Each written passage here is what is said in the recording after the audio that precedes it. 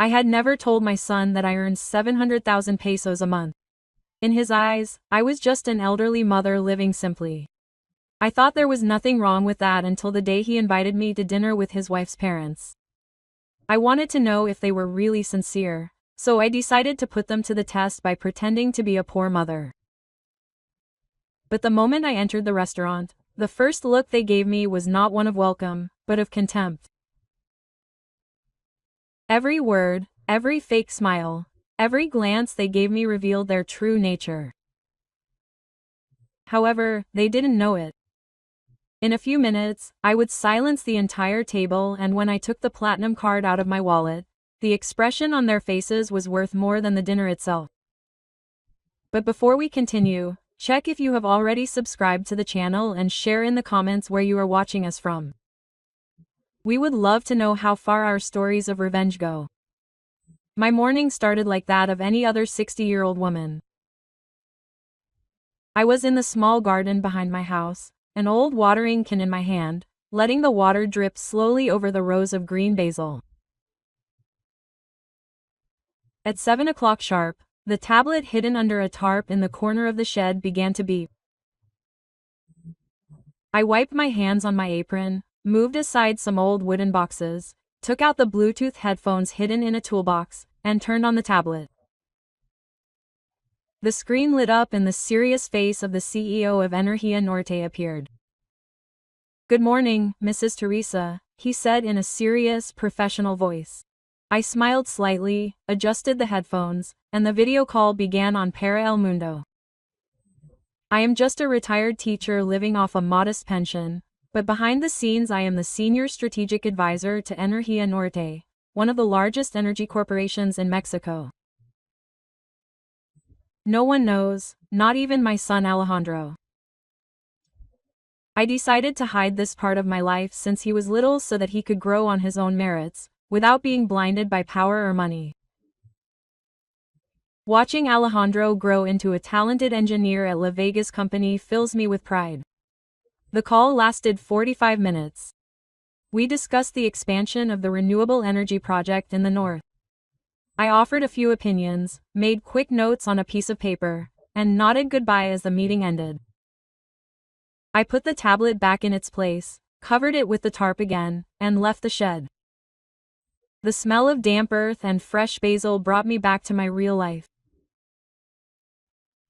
I grabbed the shower and continued with my task, as if I had never had a meeting worth billions. A few minutes later, the phone in my apron pocket vibrated. It was Alejandro. His voice was cheerful, full of enthusiasm. "Mom, I just closed a big contract for De La Vega.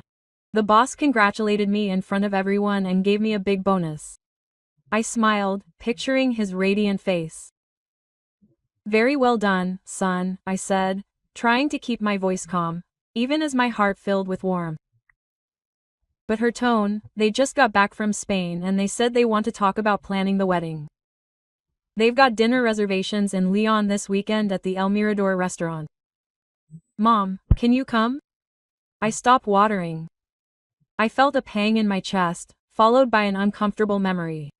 I remembered the first time Valeria had come to the house almost a year ago. Her shiny black Mercedes had stopped at the beginning of the street, standing out among the red-tiled houses and whitewashed walls. When Alejandro led her by the hand, I smiled warmly, but from the very first moment his gaze had made my soul sting. He paused at the door. His eyes quickly scanned the worn wooden furniture, the embroidered pictures hanging on the wall, and the faded tile floor. I saw in his expression a hidden discomfort, not because of shyness, but because he was trying to hide his disdain. That night I put all my effort into cooking mole poblano, Alejandro's favorite dish since he was a child. But when we sat down to dinner, Valeria barely touched the chicken with her fork and muttered to Alejandro in a low voice, but loud enough for him to hear her. "I'm not used to eating such simple things. It might upset me."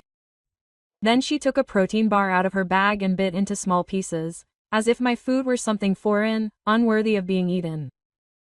I pretended not to hear her and continued serving Alejandro food.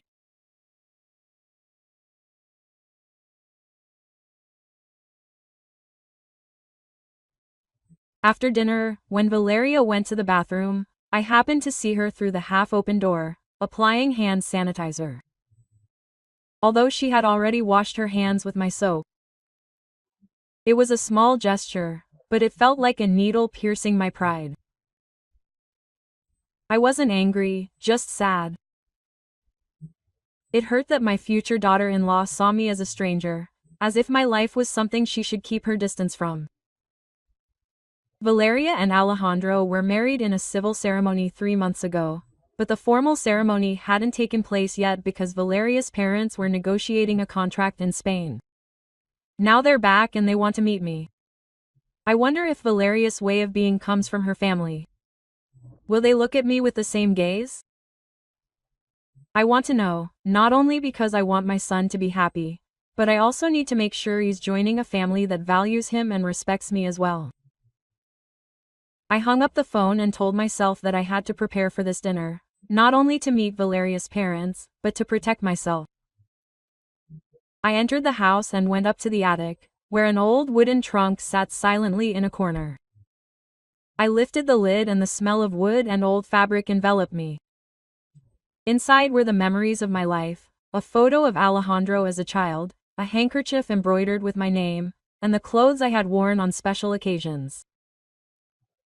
I took each item out, feeling a knot in my chest as I touched the flowered dress I had worn to Alejandro's college graduation. It was already out of style, the fabric a little faded. I picked up the dress and gently stroked the fabric. Then I took out my old heels, the ones whose soles I had glued together several times. I looked at them and an idea crossed my mind. I would wear them to the meeting in Leon, not because I didn't have something better, but because I wanted to put them to the test. I wanted to know how the family in La Vega would treat me when they saw Alejandro's poor mother. Would they welcome me kindly or would they look at me the same way Valeria had that day? On the appointed day, I took an intercity bus to Leon. When it stopped at the bus station, I got off. My heels scraped against the hot sidewalk. I decided to walk almost 1 kilometer to the restaurant El Mirador de Leon. In front of the entrance, I stopped and took a deep breath. The sign, El Mirador de Leon, shone with neon lights, giving off an air of luxury reserved for people like those in La Vega. The guard at the door, in a black uniform, looked me up and down. His eyes showed distrust when he saw the flowery decor and the worn shoes. I smiled and pronounced the name of the reservation clearly. Arturo de la Vega frowned, but finally opened the door with a somewhat forced tone. "Come in, ma'am." Inside, the air conditioning hit my face and made me shiver. I looked around and quickly found his table in a corner. A bottle of red wine glistened under the lamp. Don Arturo, Valeria's father, was wearing a perfectly tailored gray suit.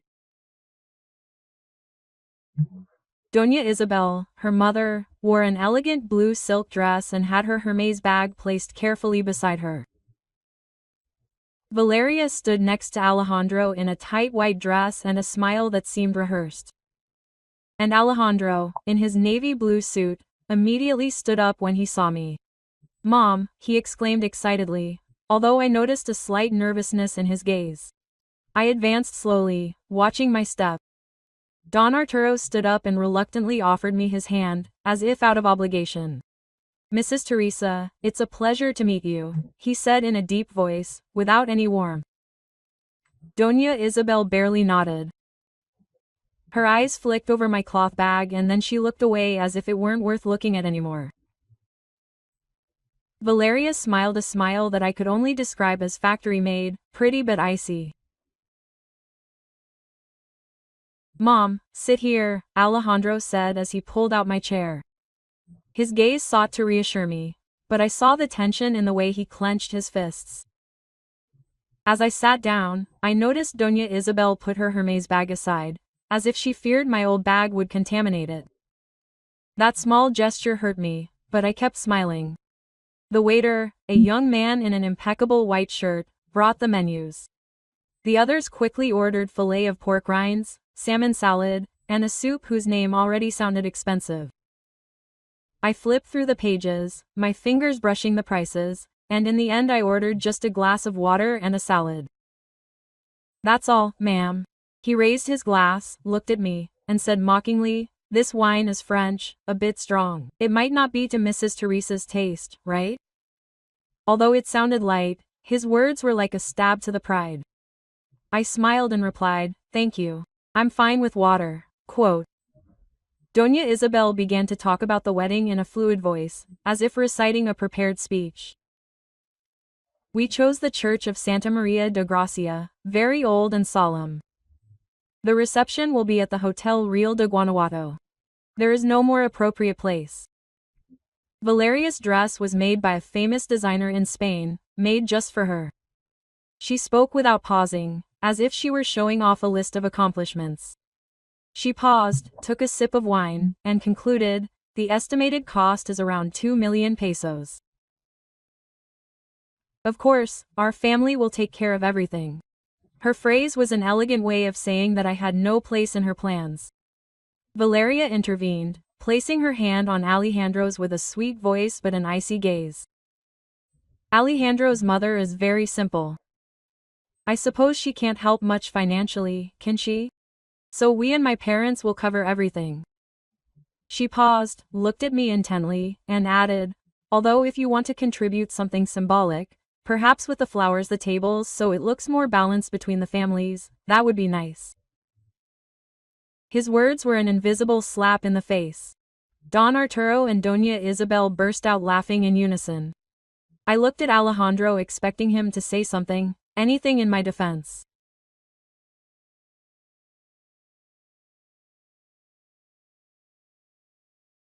But his face reddened and he mumbled, "Dad, Mom, that's not necessary." His voice was weak, drowned out by Don Arturo's laughter. I felt my chest tighten. Alejandro didn't have the courage to stand up for me. Don Arturo raised his glass and looked at me directly with a look of superiority in his eyes. "Mrs. Teresa, I know that living in retirement is not easy. Alejandro told us that you live off your pension. It must be quite difficult." He took out his wallet, took a Montblanc pen and a checkbook from the inside pocket of his jacket with slow, almost theatrical movements. "If you need it, I can send you 15,000 pesos a month so that you can live more comfortably." I had faced arrogant men in boardrooms before, men who believed that money could buy everything. But this time what hurt me the most was not Don Arturo's offense, but Alejandro's look. He had his head down, not daring to look at me, as if he were ashamed of his own mother's existence. I smiled. The same smile I had practiced for years in tense meetings.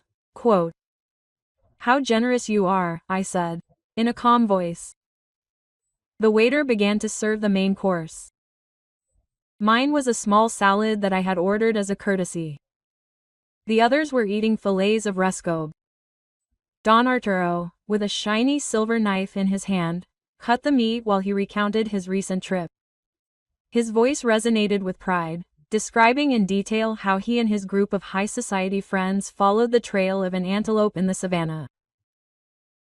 "We had to hire a helicopter. Can you imagine, Señora Teresa? The cost of that trip would be enough to buy a house in the countryside." He laughed loudly, as if telling a joke, but his gaze toward me was full of sarcasm. Doña Isabel intervened in an elegant but cold voice, raised her wrist to reveal a shiny Rolex watch, and sighed dramatically. "Last week in Milan I scratched this watch a little. What a nuisance. I had to send it to Switzerland to be repaired."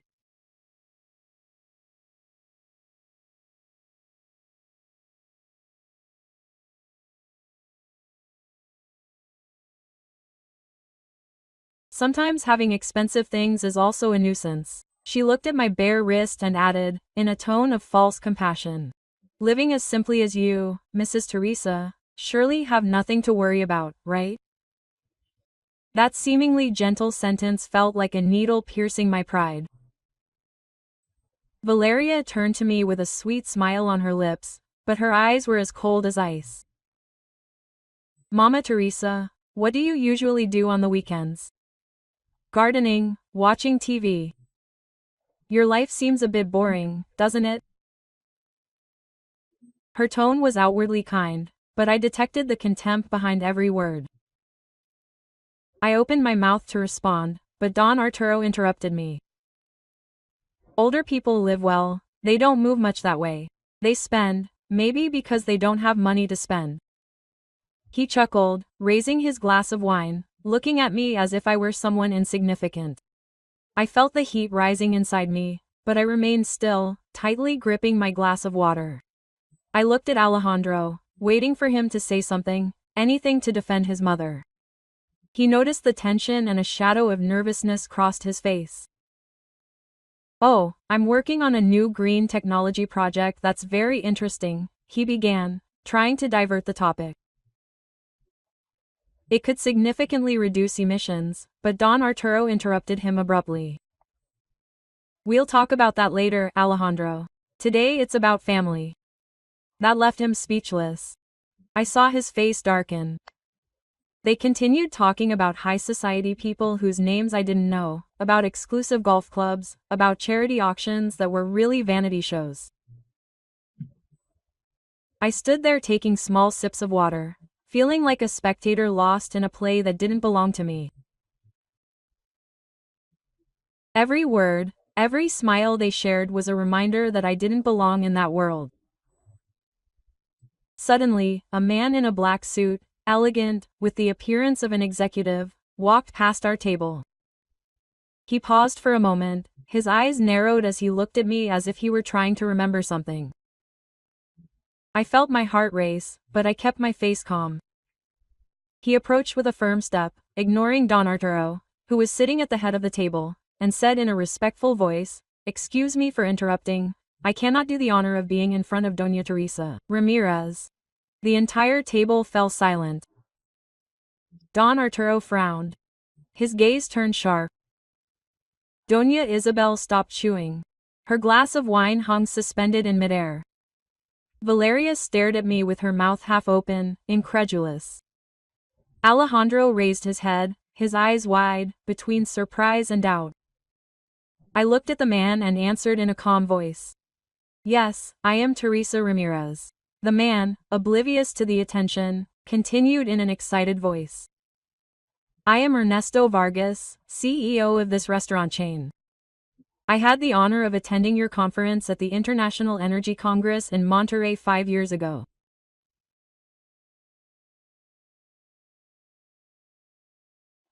Your presentation as Senior Strategic Advisor to Energía Norte on sustainable energy strategies completely changed our way of thinking. She bowed slightly, her voice full of admiration. The entire industry respects you. It is an honor to welcome you to the Mirador de Leon. Crash. The wineglass in Doña Isabel's hand fell to the floor and shattered. The red wine splashed on her white silk dress with the huge Gucci logo. She let out a small cry, stood up startled, but her gaze remained fixed on me. Valeria froze, her hand covering her mouth, her face completely pale. Don Arturo looked at me.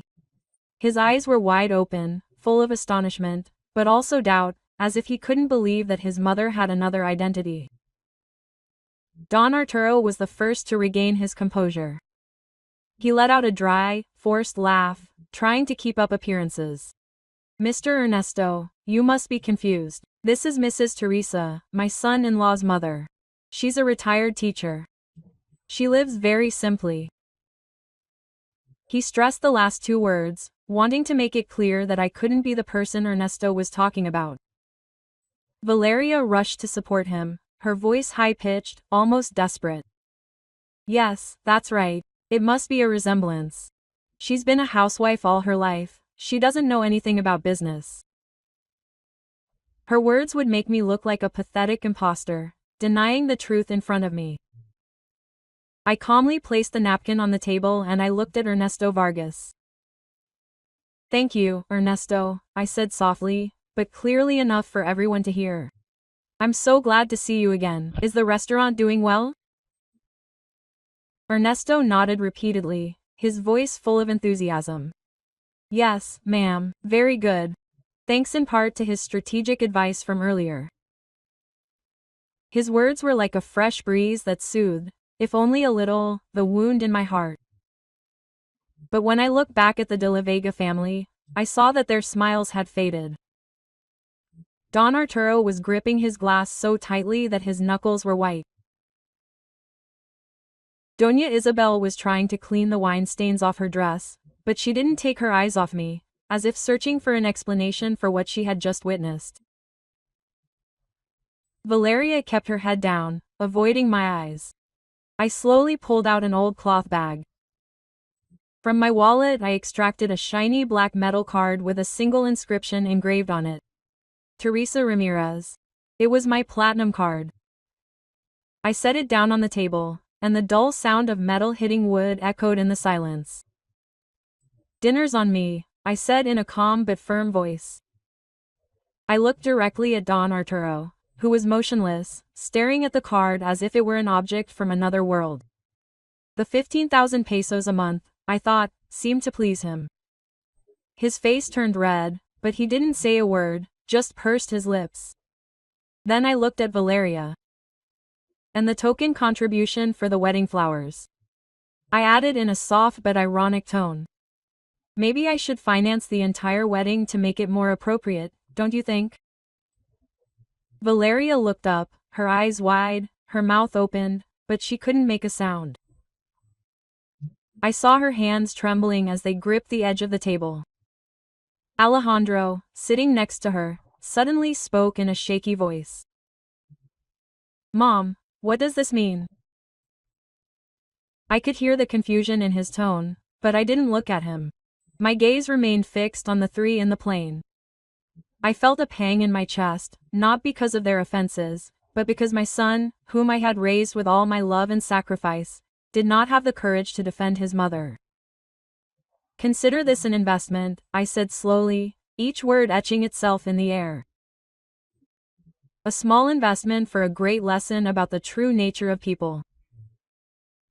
The poor do not deserve contempt, but the rich with empty souls, those are the ones who are dangerous. Don Arturo cleared his throat, trying to regain his posture, but I could see the fear in his eyes. Doña Isabel stopped cleaning her dress, her hands shaking. Then I began to walk with slow steps, the sound of my heels echoing on the marble. As I passed Alejandro, I paused for a second. I leaned toward his ear and whispered just enough for him to hear. You have disappointed me very much, not because you are not rich, but because you did not have the courage to defend your mother. I felt her shoulders shake, but I didn't stop to watch her reaction. I kept walking, my head held high, without looking back. A few days after dinner, I was in my garden pruning the bougainvillea when the phone started ringing nonstop. All the numbers were unfamiliar. I glanced at the screen but didn't answer.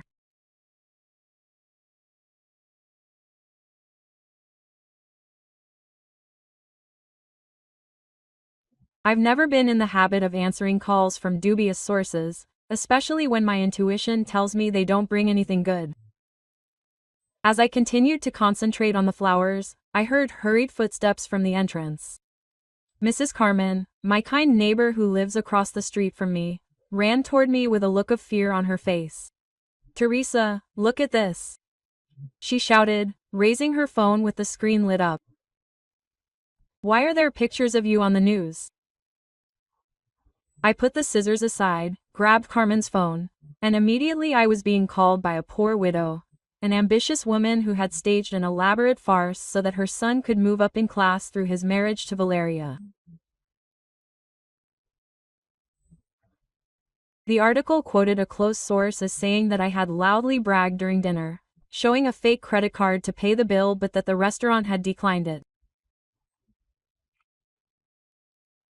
Every word was carefully crafted to make me look like a despicable imposter.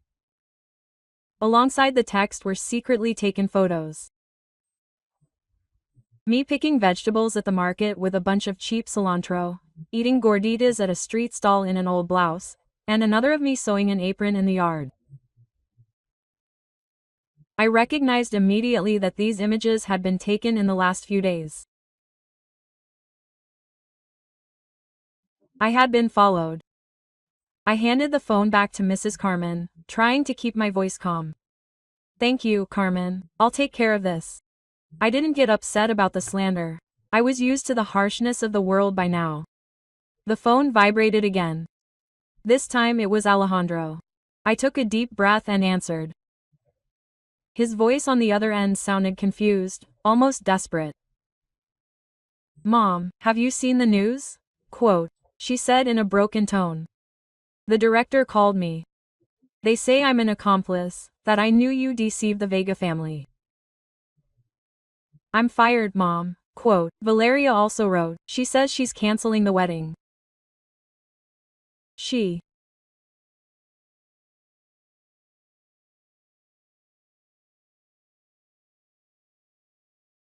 says she can't accept having a lying mother-in-law and a cowardly husband. I heard the pain and confusion in her voice, but what hurt me the most was her last question when she paused and in a trembling voice asked, "Mom, what does all this mean? Does he really work at North Energy? Or is what the newspapers say true?" That question was like a sharp dagger that sank into my heart. Alejandro, the son I raised with all my love, was now doubting me. I took a deep breath, trying to keep my voice from shaking. "Alejandro," I said slowly but firmly.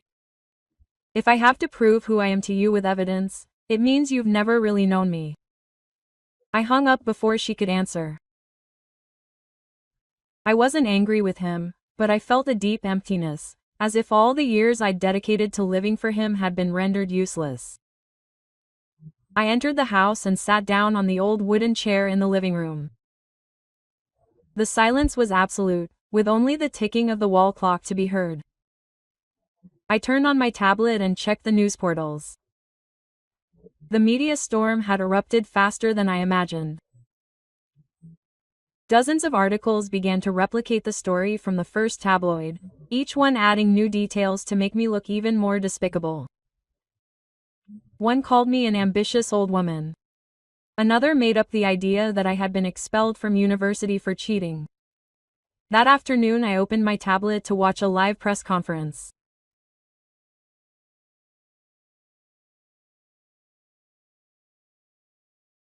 The de la Vega family appeared on the screen, sitting elegantly in a luxurious living room. Don Arturo, in his gray suit, looked like a remorseful victim. His voice trembled as he spoke of the betrayal I had committed.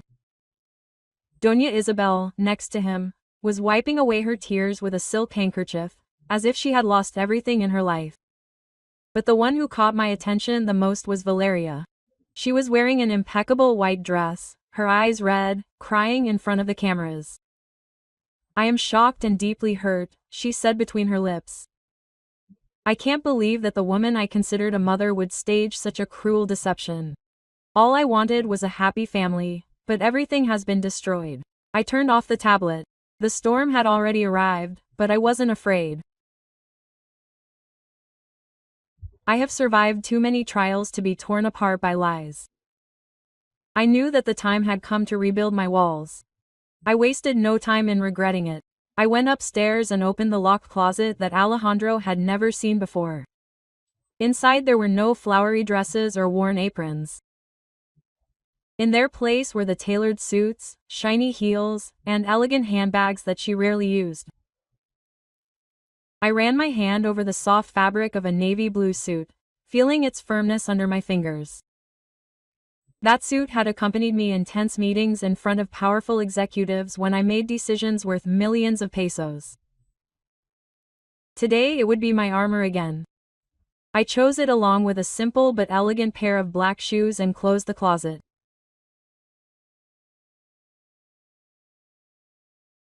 I called a long-distance taxi and left Querétaro as dusk began to fall. The destination was Mexico City, but I didn't go directly to the Vega headquarters. Instead, I chose a small, quiet coffee shop in the Polanco area, where the soft yellow lights and the aroma of roasted coffee created an unobtrusive atmosphere. I sat in a corner, took out my phone, and sent a message to a single number. Julian, this is Mrs. Teresa, Alejandro's mother. I need your help. Meet me at the El Olvido coffee shop in 30 minutes. Come alone.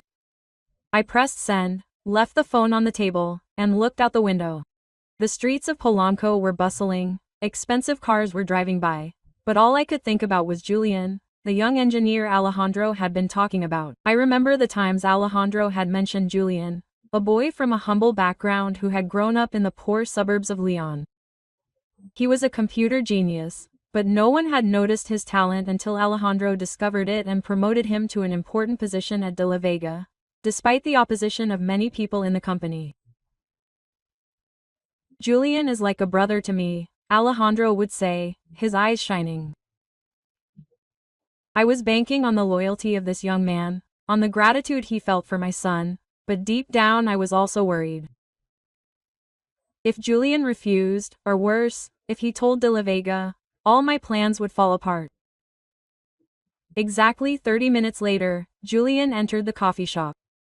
He was thin, wearing thick glasses, a simple shirt, and jeans.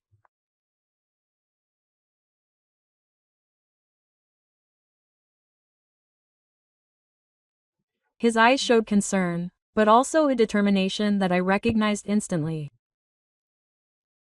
Mrs. Teresa, he asked, his voice shaking slightly as he sat across from me. What's going on? I heard Alejandro was fired and also about the newspaper article. I looked at him, trying to read the emotions in his eyes. There was no hesitation, just genuine interest. I knew I had chosen the right person. I didn't mince words. I put the phone on the table. The screen showed the defamatory article about me. What they wrote is a lie, Julian, I said in a serious but firm voice. They want to defame me and in doing so hurt Alejandro. I need proof that Valeria paid the journalist to write that article. Julian looked at the screen, frowned, and clenched his hand into a fist. Alejandro treated me like a brother, he said emotionally. When no one believed in me, he stood up for me. I will never forget what you did for me, Mrs. Teresa, I will help you. I felt a sense of relief, as if a stone had been lifted from my chest. I took a small encrypted USB from my bag. This is a tracking software that I wrote myself, I said, pushing the USB to him. It can track suspicious transactions and communications within La Vega's internal system. Can you install it on their system? Julian took the USB, turned it between the keys. Their security system is very strong, he said thoughtfully, but I know of some vulnerabilities. It will be difficult, but not impossible. I looked at him. I could sense the determination in his every word, but I also sensed the danger in it. Julian, I said, putting my hand on his shoulder. This is very risky. If you get caught, you could lose your job, even face lawsuits. Are you sure? He looked up, his gaze steady and unwavering. When Alejandro promoted me, the department made fun of me because I only had a degree from community college. They called me the country boy, but he came to my defense.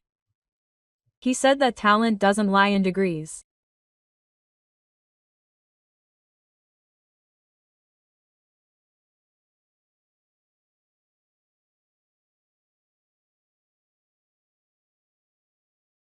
Now it's my turn to defend his family's honor. Julian's words warmed my heart, but they also hurt. Alejandro, my son, had always been a strong person who stood up for what was right.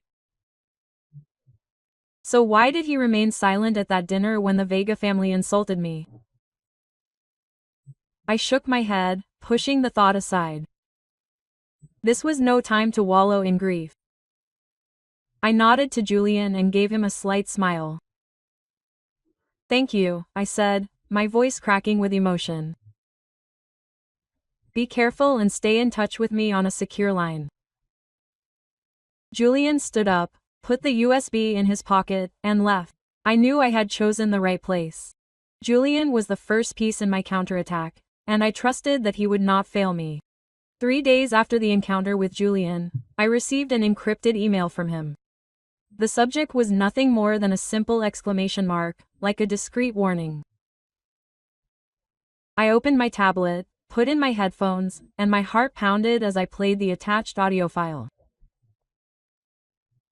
Valeria's voice sounded cold and calculated, like a poisonous snake, sniffing in the darkness. She was talking to a man. I guess the journalist who wrote the defamatory article about me. Make him look really bad, Valeria ordered in a venomous tone that made my skin crawl. Let all of Mexico see her as a clown.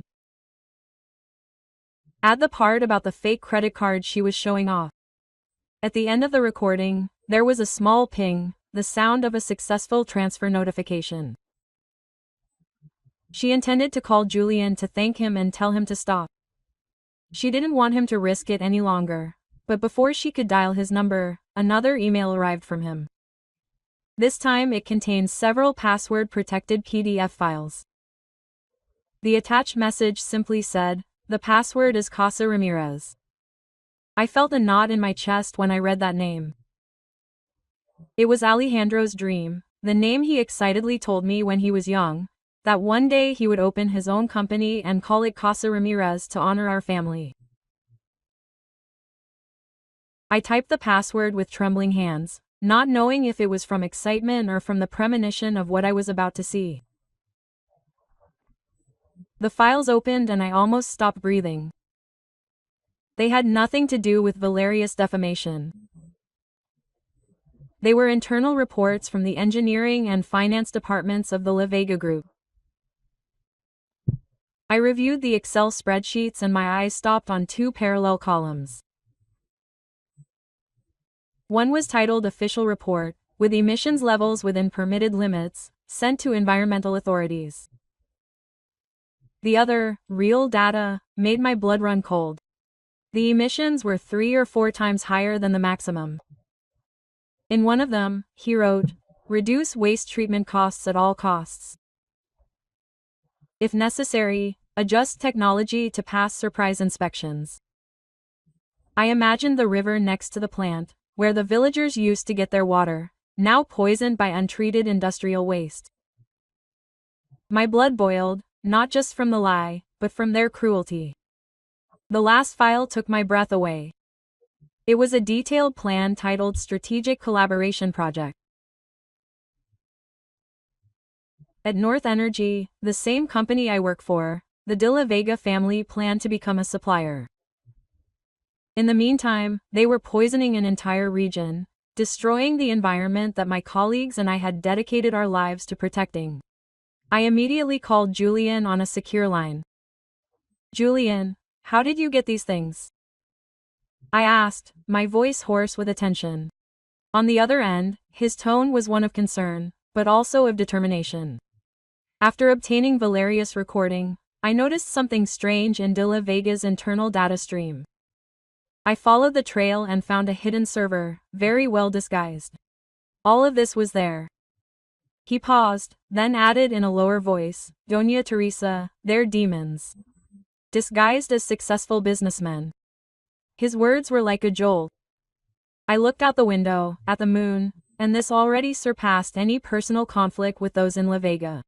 It wasn't just about my honor or saving Alejandro. It was about the innocent people, about the dying river, about the responsibility I carried as a strategic advisor to North Energy. I took a deep breath, trying to stay calm. "Julian," I said, "when is the signing ceremony with North Energy?" "In 2 weeks at the main auditorium of North Energy," he replied immediately. "They are preparing thoroughly. They want to make a big impression." I nodded, even though he couldn't see me. 2 weeks wasn't much time, but it was enough to prepare a plan.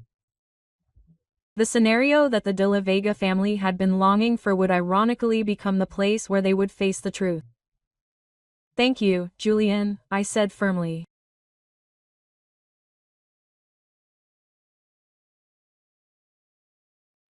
Keep it a secret and keep working. Let's unmask them. Quote. For the next 2 weeks, since I received Julian's documents, we worked almost nonstop. During the day I was still the old gardener, watering the plants, pruning the bougainvillea, smiling at my neighbor, Mrs. Carmen, as if nothing had happened. But when night fell, I was once again Teresa Ramirez, Senior Strategic Advisor at Energía Norte, meticulously analyzing every document that Julian sent and organizing it into an irrefutable presentation. Every number, every email, every piece of evidence was carefully reviewed. I knew that a single mistake could bring the entire plan crashing down.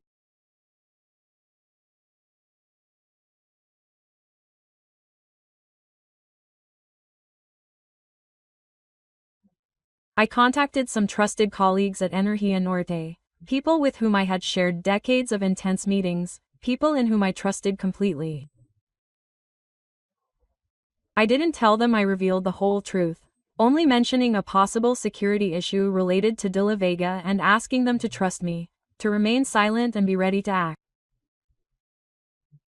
They nodded through the screen with trusting gazes, without asking questions. That loyalty comforted me, but it also reminded me of the weight I carried. I was no longer fighting just for my personal honor, but for the innocents on the banks of the poisoned river, for the values that Energía Norte had promised to defend. Julia, I opened it and immediately felt a suppressed rage.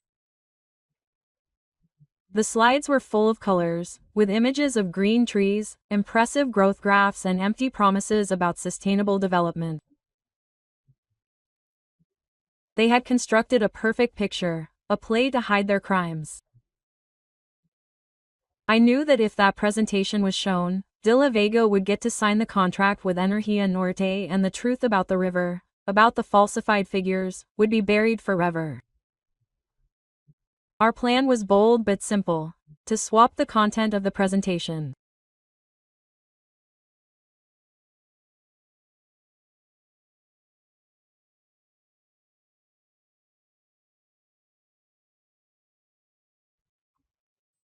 I spent hours editing all the evidence. Slides comparing the false and real emissions figures with the real numbers were highlighted in bright red.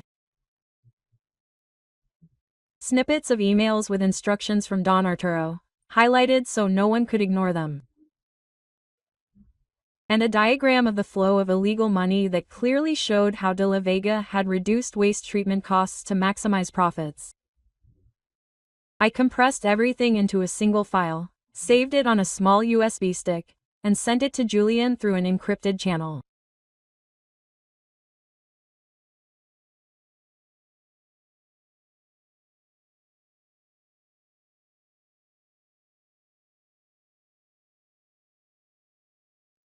Each step was carefully calculated, but I knew that the biggest test was yet to come. How to change the USB stick. Julian explained that according to protocol, the USB stick with De La Vega's presentation would be reviewed by his technical team and delivered to the North Energy team only 30 minutes before the ceremony began. Short on time, and the technical room was always guarded. I spent nights thinking until I asked a colleague in the North Energy Security Department, an old friend named Miguel, for help in causing a minor network failure right then and there. I just need a few minutes of chaos, Miguel, I told him on the phone. Teresa, you always manage to get me into trouble, but it's okay, I'll do it. I smiled, feeling a small comfort in the midst of the storm.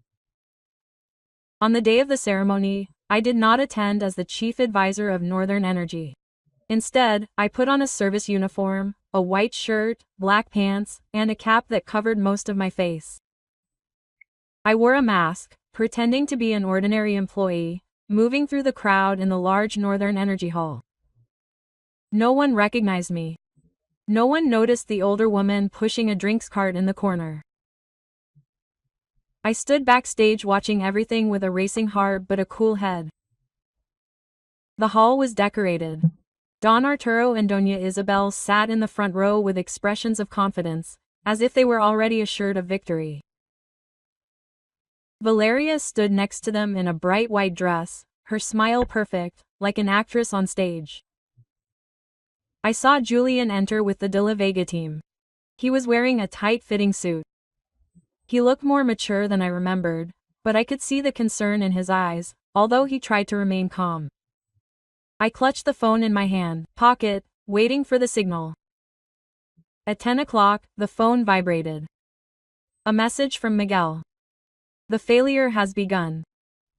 From afar I heard the false alarm sound in the technical room, accompanied by hurried footsteps and nervous shouts. Check the system now. In that moment of chaos, I knew that Julian was acting.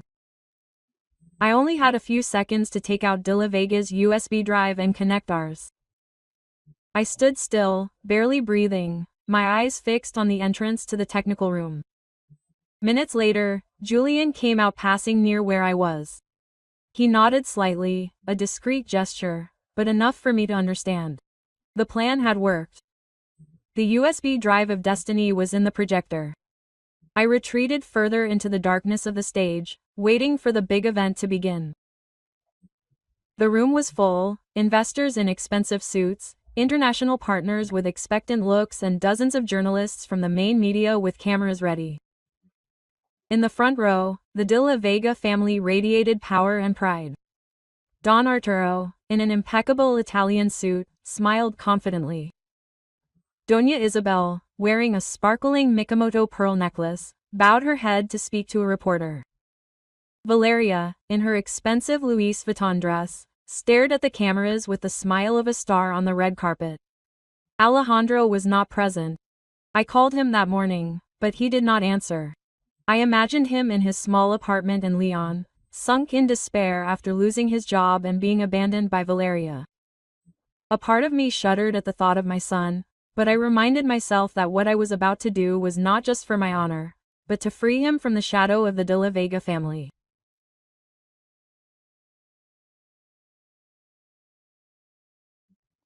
The CEO of Energía Norte, Carlos, my business partner and friend of 20 years, took the stage to give the opening remarks. His voice was deep and steady, speaking of transparency and integrity as the foundation of every partnership.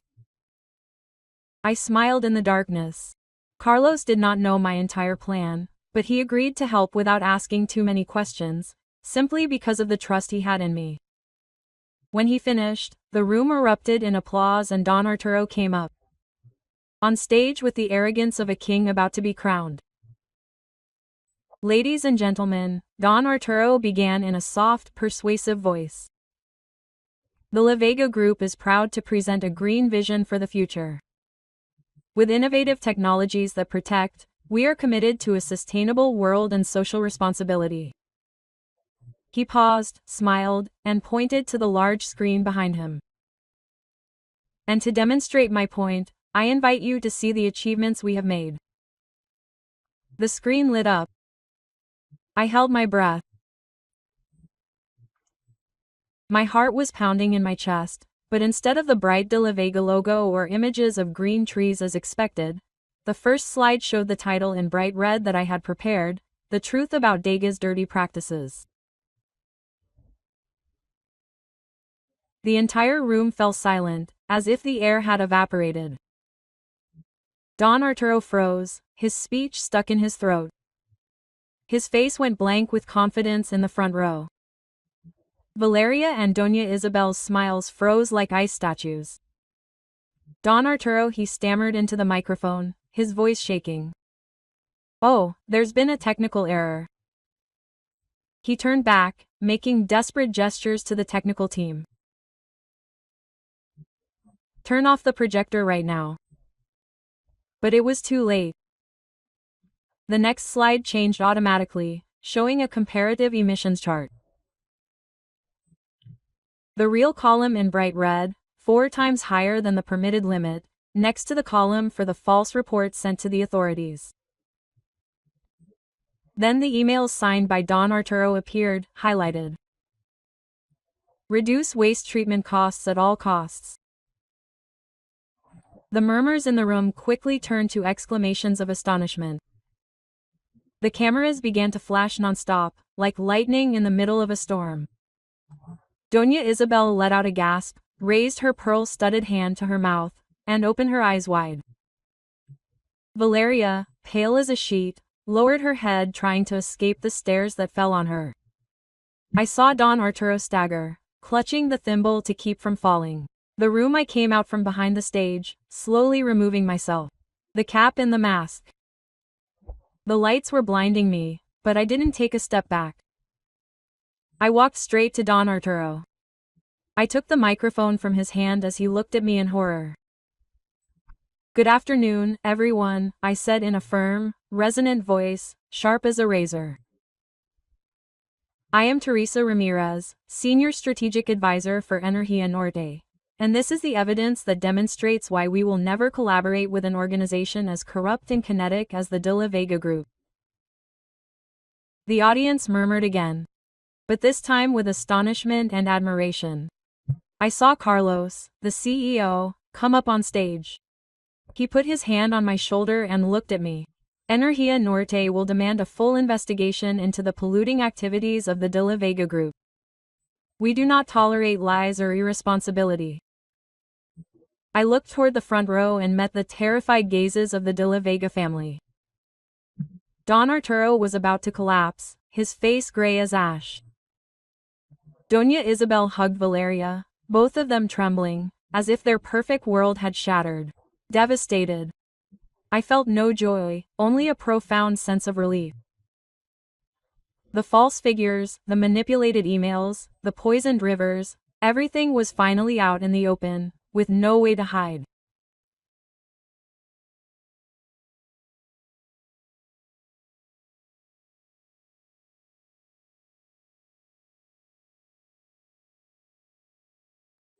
The morning after the ceremony, together with my lawyer, an old friend from college, we filed a lawsuit against the De La Vega family for defamation, slander, and commercial and environmental fraud.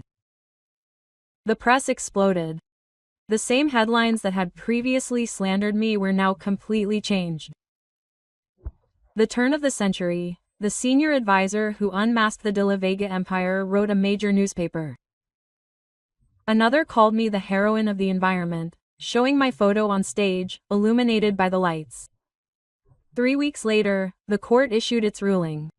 I won the case. The De La Vega family was fined 2 million pesos for defamation. An ironic figure, exactly the same as the cost of Valeria's lavish wedding. But that was just the beginning. Valeria's new fashion brand was severely boycotted on social media. The posts went viral, accusing her of being a liar and a fraud. The stores returned the products. Advertising contracts were canceled. Don Arturo was summoned by the authorities to answer for multiple environmental scandals, from illegal dumping to falsified reports. The shares of the La Vega Group plummeted without stopping, and rumors said they were on the verge of bankruptcy. Doña Isabel, unable to withstand the pressure and rejection of high society, had to be hospitalized for depression. Late that night, as I was sitting in the old armchair, I got up with a slight feeling in my chest, but when I opened it I saw Alejandro there.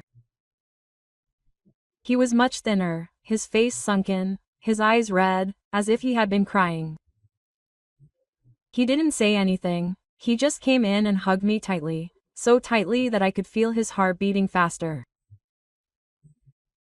"Mom, I'm sorry," he murmured, his voice breaking, tears soaking my shoulder. "I've been a fool and a coward. I didn't trust you. I didn't stand up for you." I stood still, feeling an invisible weight lift from my heart. I stroked his back, the way I used to when I was a kid, and walked home with scraped knees. "It's okay, son," I said, my voice shaking. "Welcome home." We sat down, and for the first time in many months I told Alejandro the truth, not about North Energy, but about the reason I hid my identity. "I didn't want you to grow up in my shadow," I said, looking him in the eyes. "I wanted you to walk on your own 2 feet, to find your own path, but I was wrong to think that keeping the secret would protect you. I hurt you. Alejandro gripped my hands tightly. No, Mom, he replied firmly. I was the one who failed. I left you alone in the middle of the storm. His words made my eyes sting, but I smiled. For the first time I felt like he really cared. Instead, a few months later he used his savings to rent a small but elegant office in Querétaro. He founded Casa Ramirez, a social enterprise dedicated to training and connecting middle-aged women who had lost their jobs with jobs. Women like me, who were once invisible to society. When he took me to see the office for the first time, I saw the Casa Ramirez sign hanging at the entrance and felt my heart would stop. I did this for you, Alejandro said with pride in his eyes, and for all the people who deserve a second chance. I hugged him as silent tears flowed. Julian, who had risked everything to help me, also resigned from De La Vega after the ceremony. He became the CTO of Casa Ramirez, contributing his talent and dedication. I would often see him and Alejandro working late at the office, laughing and planning new projects. Watching them, I felt like a part of my heart had healed. One afternoon, as I was watering the plants in the garden, a small package arrived. I opened it and inside I found a potted plant with a tiny cactus next to a card with no name. On the card was only a handwritten phrase. Thank you for saving the river in my town. I smiled, knowing immediately that it was from someone who lived near the old De La Vega plant, where the river had been polluted. I placed the cactus on the windowsill, where the sun shone brightest, as a reminder that my actions, although small, had brought real change. I continued to work as a strategic advisor, participating in million-dollar meetings through the tablet I keep in storage. But after each meeting I returned to my garden, to the soil under my nails, to my embroidery and my simple meals. I no longer hide my identity from Alejandro, and that makes me feel freer than ever. Peace has returned. Not because the storm has passed, but because I know that I fought for what was right, for my son, for ordinary people, and for myself. After everything I have experienced, I have understood that a person's greatest strength lies not in power or money, but in dignity and determination when faced with lies and contempt. I believed that silence was the best way to avoid pain, but it was that same silence that made others think they could trample on my dignity. Sometimes the truth must come to light, not for revenge, but to restore justice and teach a lesson in humanity to the arrogant. I want everyone to understand something. Never judge someone by their appearance or her position. Simplicity is not weakness, and dignity cannot be bought with money. When one dares to defend what is right, one not only saves oneself, but also the purest part that still remains in this world. The story you just heard has changed names and places to protect the identity of the people involved. We do not tell it to judge, but with the hope that someone will listen and reflect. How many mothers endure in silence within their own homes? I sincerely wonder. If you were in my place, what would you do? Would you choose to remain silent to maintain peace, or would you face everything to recover your voice? I want to know your opinion, because each story can be a light that guides the path of others. God always blesses, and I firmly believe that courage will lead us to better days. Now on the final screen I will leave two of the most beloved stories of the channel. I am sure they will surprise you. Thank you for staying with me until this moment.